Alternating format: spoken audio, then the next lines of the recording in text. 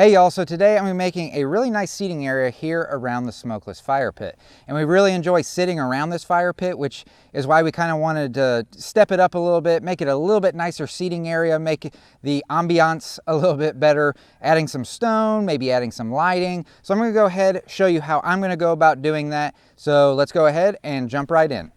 All right, so the first thing I did was I kind of laid out where I want this whole seating area to be. So what I did was I got a stake and had it put in the middle of the pit and then ran a string the length of how far out I wanted the border of the seating area to go. Then I just went around it with a can of spray paint and marked it all out.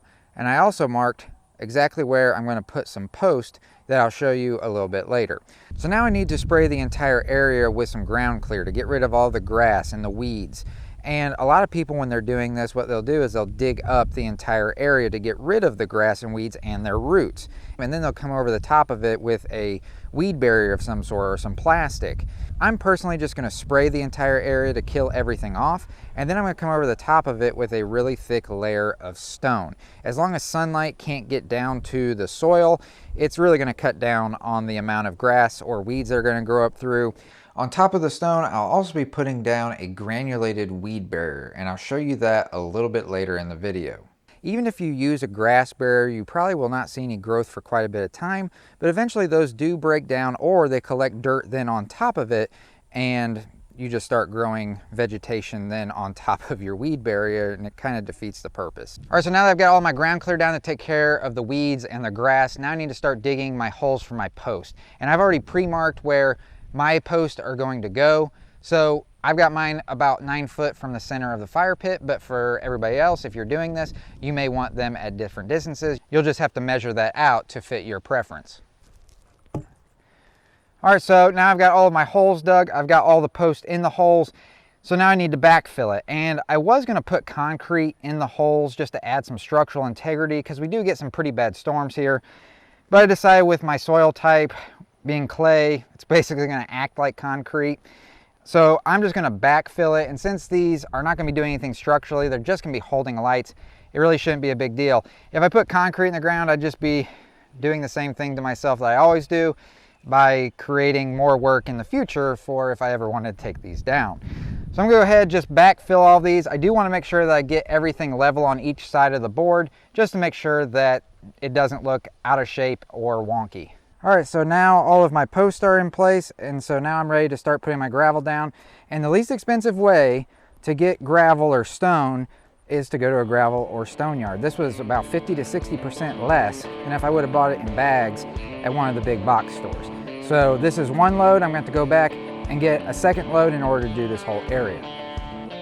So now I just need to start leveling it out until the second load of gravel gets here.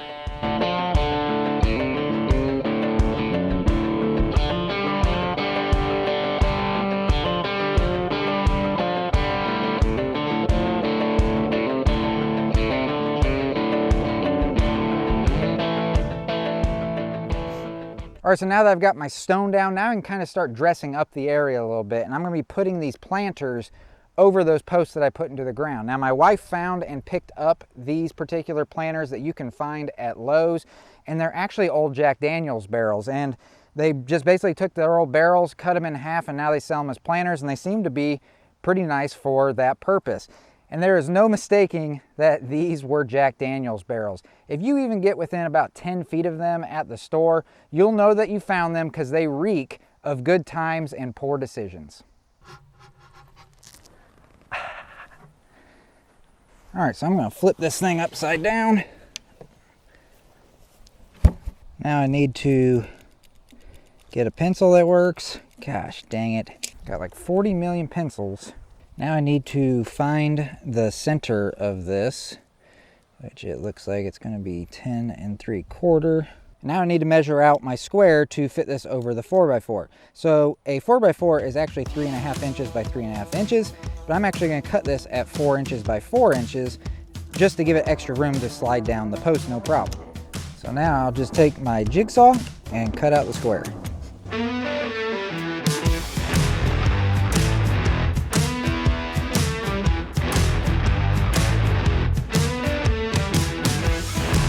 And there you have it, a perfect, imperfect square.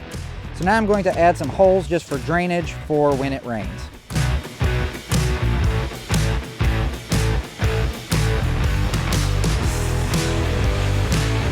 And now I'm just going to do the same thing to the remaining 3 planters.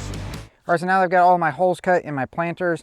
Now I need to take this planter, get it up over the top of the 4x4 and slide it down. So this is the part of the video where I do something really smart and carry this heavy planter up the ladder and hope that it slides down into place where it's supposed to without having to go to the emergency room.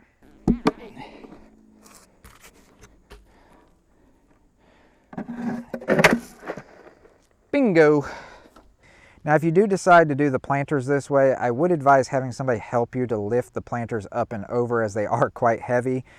But another viable option, instead of doing that, what I've seen a bunch of other people do is they'll get a little bit shorter 4x4s than I have. They will just take them and put them into the bottom of the planter and mount them to the bottom of the planters using brackets and screws. I just personally wanted to have my post into the ground, as I personally think that that's going to be the strongest way of doing it. And on top of it, I'm also going to be filling my planter with dirt, which is just going to add to its strength. So you do have a few options.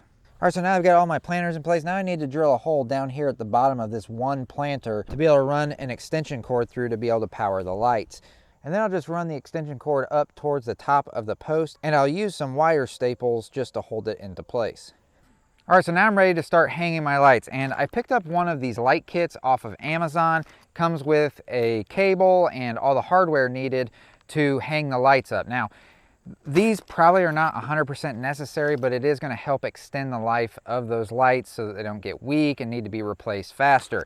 They're pretty cheap, so I decided why not just put it up there and add a little bit of strength to it. Now, the instructions for this light kit are very easy. They even include pictures in the instructions showing what parts come with the kit, where they get connected to, what they're used for, what parts connect to each other, and then showing, of course, the wire being passed through all of the lights along the way. All of the lights that you typically buy in the stores are going to have some sort of a loop on them, and that's where the wire gets run through, just to add some additional support so it doesn't cause any sagging. All right, so now everything is pretty much done. The lights are done, but towards the beginning of the video, I talked about putting down a granulated weed barrier, and so I'm going to do that now. And what I use is this. This is Preen Weed Preventer, and I've been using this for many, many years in our plant beds, and I almost never see any weeds. Even if there isn't a whole lot of mulch there, which should allow for a lot of weed growth, I almost never see weeds in the beds. So I'm going to sprinkle this here in the fire pit seating area, and it should prevent any weed growth. And here are the final results. And honestly, we could not be happier with the way that this whole thing turned out. We already love this area of the yard sitting around the fire, but just doing this little upgrade, adding the stone, adding the planters with the post, and especially adding that lighting up top, just completely changes the atmosphere. And of course, everybody has their own preferences. Maybe you saw some things that you liked, or maybe some things that you would do a little bit differently. But for us personally, this turned out exactly the way that we wanted it to, and we really wouldn't change anything. And it really wasn't terribly expensive, and it didn't take a whole lot of time. All right, so I hope that you found this video to be interesting, and maybe it gave you some ideas on what you would like to do around your fire pit, or maybe it gave you some ideas on some things that you would do differently. If it was helpful, please let me know by giving the video a thumbs up, and also let me know down in the comment section what you thought about everything. And if you like videos like I did here today, then consider hitting that red subscribe button. I look forward to seeing you in the next one.